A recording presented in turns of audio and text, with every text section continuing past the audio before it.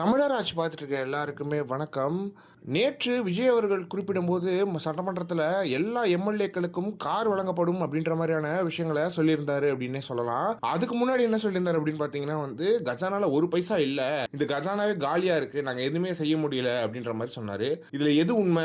அனைத்து அதாவது 234 எம்எல்ஏக்கும் கார் கொடுக்க முடியற அளவுக்கு உங்ககிட்ட காசு இருக்கா, இல்ல அப்படின்னா கஜானா காலியா இருக்கா? இதுல எது உண்மைன்றது தெரியல. ஆனா விவசாய கடன் முழு தள்ளுபடி பண்ண மாட்டாரு, எதுவுமே பண்ண மாட்டாரு அப்படின்றது இருக்கு. இந்த நிலையில சீமான் அவர்கள் அதே கேள்விதான் கேட்டிருந்தாரு.